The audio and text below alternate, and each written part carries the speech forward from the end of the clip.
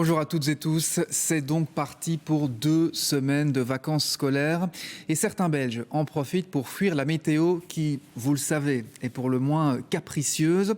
Beaucoup ont d'ailleurs recours à ce qu'on appelle des offres last minute. Reportage Arnaud Pilet, Dominique Dussin. En voiture, en bus, en train, en avion, partir par n'importe quel moyen, mais partir.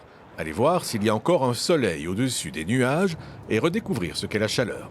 Ce matin, pour cette petite famille, destination l'Espagne. Tu pars où? À Majorque. Et t'as déjà été? Non, Et qu'est-ce que tu vas faire là-bas? sauter dans les piscines. On va profiter des vacances pour après retourner à l'école après. Tu penses déjà à l'école, toi? Oui.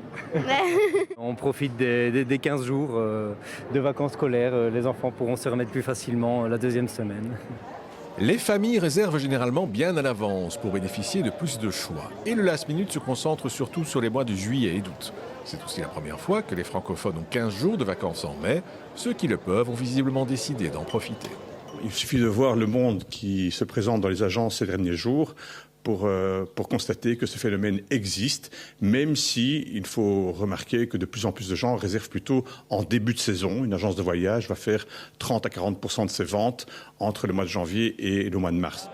Les destinations soleil s'affichent en nombre à l'aéroport et les agences de voyage n'ont semble-t-il pas chômé ces dernières semaines, avec beaucoup de réservations de dernière minute. On a quand même une augmentation de 20% par rapport à l'année passée et c'est clair, ça fait des mois qu'il pleut. Maintenant, encore pour les 2 semaines qui viennent, ils n'annoncent pas très très beau. Donc oui, les gens, ils ont envie de partir et surtout de profiter du soleil. Pour ceux qui ne vont pas partir en vacances au soleil, il y a quand même des raisons de se réjouir. On pourrait avoir la semaine prochaine une demi-heure d'éclaircie, lundi ou mardi.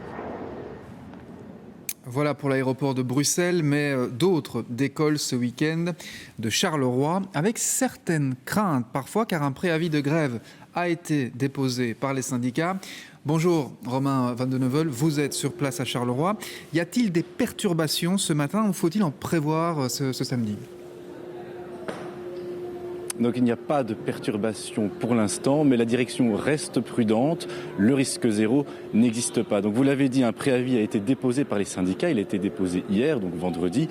Il court jusqu'au 15 mai, soit pendant toute la durée des vacances de printemps.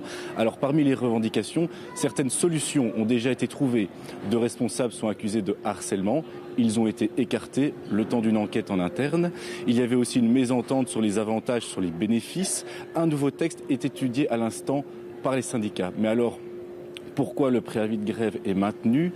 Les syndicats dénoncent surtout de mauvaises conditions de travail et surtout une mauvaise communication avec la direction en ce qui concerne par exemple la planification et les horaires. Alors les syndicats aimeraient une solution sans action, mais ils préviennent, si un compromis n'est pas trouvé, il y aura des problèmes. Ce sera problématique pour l'aéroport de Charleroi puisque 500 000 voyageurs sont attendus pour les 2 prochaines semaines. Romain Van de Neuvel à l'aéroport de Charleroi, merci beaucoup Romain.